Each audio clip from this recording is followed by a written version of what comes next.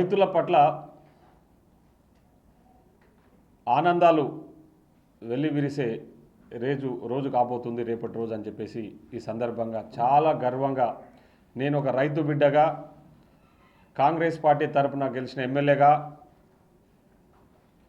ఒక రైతు బిడ్డ నాయకత్వంలో రాష్ట్ర ముఖ్యమంత్రి రైతు బిడ్డ రాష్ట్రానికి ముఖ్యమంత్రిగా ఉంటే ఏ విధంగా ఉంటుందో అట్లాంటి వ్యక్తి నాయకత్వంలో మేమంతా పనిచేస్తున్నందుకు చాలా గర్వపడతా ఉన్నాం. ఈరోజు మనందరికీ అన్నం పెట్టే రైతుల రుణాలు మాఫీ చేయాలని ఒక పెద్ద ఆలోచన చేసిన ఘనత కాంగ్రెస్ పార్టీది.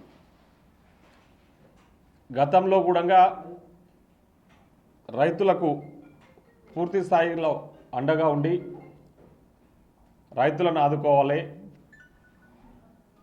రైతుల రుణాలు మాఫీ చేయాలనే ఆలోచనతోన గతంలో కూడా గౌరవ మాజీ ముఖ్యమంత్రి రాజశేఖర రెడ్డి గారు ఉన్నప్పుడు ఏకాకాలంలో లక్షల రూపాయల రుణమాఫీ చేసిన ఘనత కూడా ఆ రోజు కాంగ్రెస్ పార్టీది. 2022 జూన్లో వరంగల్లో జరిగిన రైతు డిక్లరేషన్లో మేము స్పష్టంగా చెప్పడం జరిగింది, ఖచ్చితంగా కాంగ్రెస్ పార్టీ రాష్ట్రంలో అధికారంలోకి రాబోతా ఉంది, వచ్చిన వెంబడే రైతులకు 2 లక్షల రుణమాఫీ చేస్తామని చెప్పేసి ఆ రోజు చాలా గొప్పగా చెప్పిన విధంగానే ఈరోజు మాట నిలబెట్టుకోబోతా ఉన్నాం. రేపటి రోజు మీకందరికీ కూడా తెలుసు, ఈ 2 లక్షల రుణమాఫీకి నాంది పలకబోతా ఉన్నాం. రేపు అనగా గురువారం రోజు 18వ తారీఖు రోజు మొదటగా ఈ 2 లక్షల రుణం ఏకకాలంలో మాఫీలో భాగంగా రేపు ₹1,00,000 లోపు ఉన్న రైతులందరికీ కూడా రేపు 4 గంటలకు రైతుల ఖాతాల్లో ఈ రుణాలన్నీ కూడా జమ చేయబోతా ఉన్నాం. ఎలాంటి ఆంక్షలు లేకుండా మేము రేషన్ కార్డు విషయం కూడా చాలా స్పష్టంగా చెప్పడం జరిగింది. రేషన్ కార్డు అనేది ఓన్లీ కుటుంబాన్ని గుర్తించడానికే తప్ప రుణమాఫీకి ప్రామాణికం కాదని చెప్పేసి, రుణమాఫీకి ప్రామాణికం రైతు యొక్క పాస్బుక్ మాత్రమే అని చెప్పేసి చాలా స్పష్టంగా చెప్పినాం. సో ఈరోజు కూడా చెప్తా ఉన్నాం, రైతుల రుణాల మాఫీ చేయడానికి ప్రామాణికంగా తీసుకోబోతా ఉన్న డాక్యుమెంట్ ఏంటంటే రైతు యొక్క పాస్బుక్ మాత్రమే అని చెప్పేసి కూడా ఈరోజు కూడా చాలా స్పష్టంగా చెప్తా ఉన్నాం.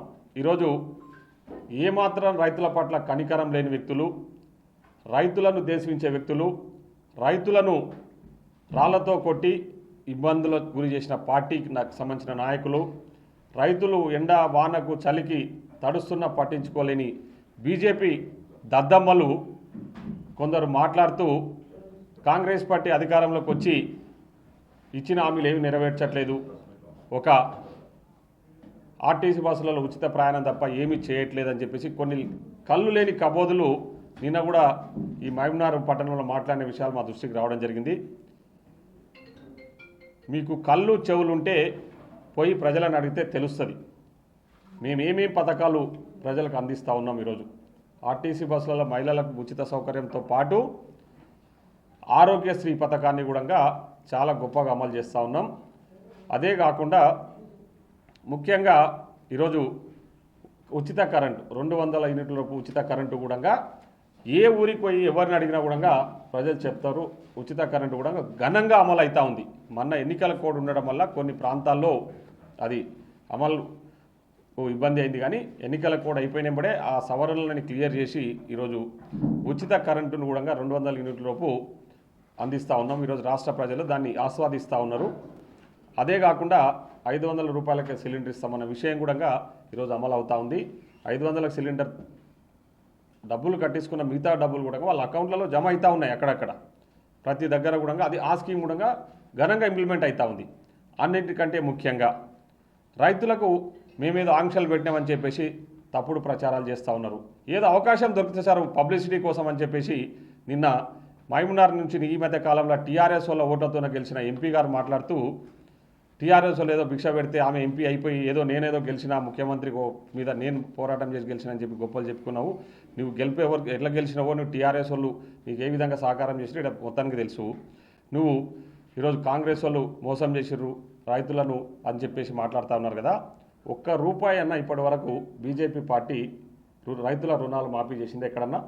ఈరోజు భారతదేశంలో చాలా రాష్ట్రాలలో బీజేపీ అధికారంలో ఉంది కదా, మరి ఒక్క దగ్గరన్నా మీరు రైతుల పట్ల ఏమన్నా చిత్తశుద్ధి, మీకు రైతుల పట్ల మీకు ఏమైనా చిత్తశుద్ధి ఉంటే ఒక్క రూపాయిని ఎక్కడన్నా మాఫీ చేయగలిగినరా ఇప్పటి వరకు? మీరు రైతులను పట్టించుకోరు, రైతుల రుణాలు మాఫీ చేయరు, కానీ పెద్ద పెద్ద బడా పారిశ్రామికవేత్తల లోన్లు మాత్రం మాఫీ చేస్తారు బీజేపీ వాళ్ళు.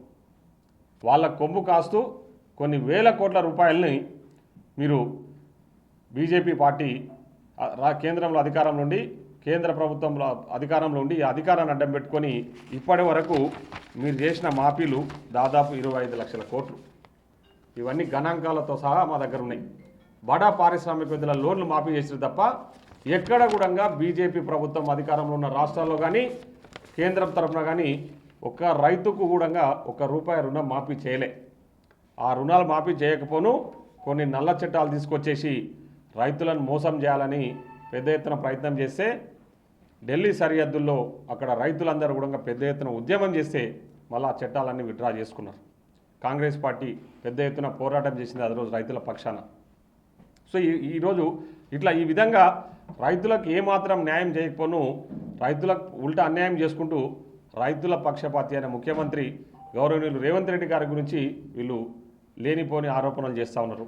నిన్న హరీష్ రావు గారు కూడా మాట్లాడుతూ, అరే మీకు ఇంత కూడా ఓపిక లేదు, మేము ఇప్పుడు విధి విధానాలు అనేటివి మీరు పెట్టిన ఆంక్షలు అవి, ఇంకా మీ ప్రభుత్వం అధికారంలో ఉన్నప్పుడు టీఆర్ఎస్ అధికారంలో ఉన్నప్పుడు మీరు పెట్టిన ఆంక్షలే, మేము ఆంక్షలు కూడా ఎత్తేసినాం. ఇప్పుడు ఏవీ లేకుండానే క్లియర్గా పాస్బుక్ అనేది ప్రామాణికంగా తీసుకొని రైతులకు రుణాలు మాఫీ చేయబోతా ఉన్నామని చెప్పేసి చెప్పినాం.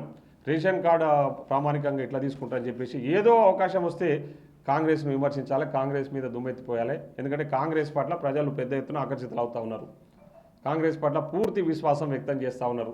మీరు చూస్తున్నారు, నిన్నమన్నా టీఆర్ఎస్ పార్టీలో మనుగడ లేదని చెప్పేసి, టీఆర్ఎస్కు భవిష్యత్తు లేదని చెప్పేసి టీఆర్ఎస్ పార్టీలో ఉన్న ఎమ్మెల్యేలు ఈరోజు ప్రజాపాలన అందిస్తున్న, ప్రజలందరూ మెచ్చే విధంగా పాలన అందిస్తున్న మా గౌరవ ముఖ్యమంత్రి గారి నాయకత్వం మీద నమ్మకంతో ఈరోజు కాంగ్రెస్ పార్టీలో చేరుతా ఉన్న ఎమ్మెల్యేల విషయం మీరు అందరికీ కూడా తెలుసు.